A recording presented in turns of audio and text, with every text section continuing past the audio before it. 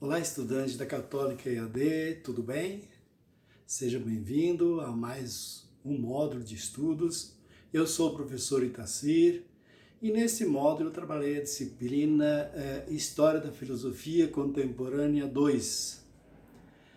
Nesta disciplina, a gente vai estudar alguns filósofos do período contemporâneo, a gente vai aprofundar a filosofia deles. É uma disciplina teórica, mas é uma disciplina que a gente precisa aprofundar e conhecer o pensamento desses filósofos, que, como você já teve um conhecimento da filosofia antiga, eles acabaram retrabalhando esses conceitos, criando novos conceitos. Aí nós temos escolas importantes como o idealismo, o racionalismo, o empirismo. Nós temos assim a hermenêutica. São vários conceitos, várias escolas que você tem que se aprofundar, conhecer profundamente essas escolas, o pensamento dessas escolas, a contribuição desses filósofos. Então você tem aí um tempo para você aprofundar esses conteúdos. Para você entender claramente quais são as ementas, aliás, quais são os tópicos que são trabalhados dentro dessa disciplina, pegue o plano de ensino, que lá bem no início aparece quais são os tópicos que a gente vai estudar nesse período, que é um período bastante curto, para você dedicar um tempo especial para cada um daqueles tópicos, para entender um pouco cada uma dessas escolas, cada um desses filósofos, porque certamente essas questões elas vão cair lá nas atividades avaliativas.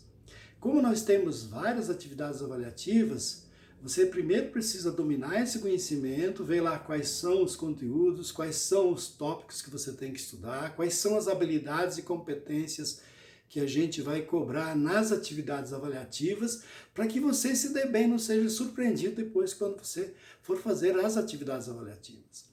E se você observar em relação às atividades avaliativas, nós organizamos um módulo com dois fóruns, duas QMEs. Então, os fóruns, se a gente for começar com a QME, a primeira QME, que seria questões de múltipla escolha, você vai começar o módulo com questões sobre a primeira unidade, sobre o idealismo.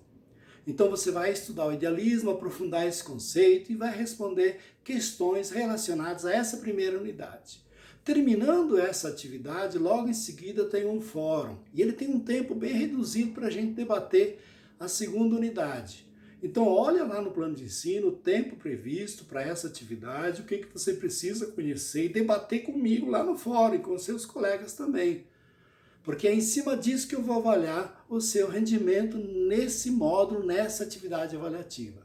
Terminando o segundo fórum, vem o terceiro fórum, já com outro módulo. E no quarto módulo, a gente vai fazer uma outra atividade avaliativa, com questões de múltipla escolha, modelo ENAD.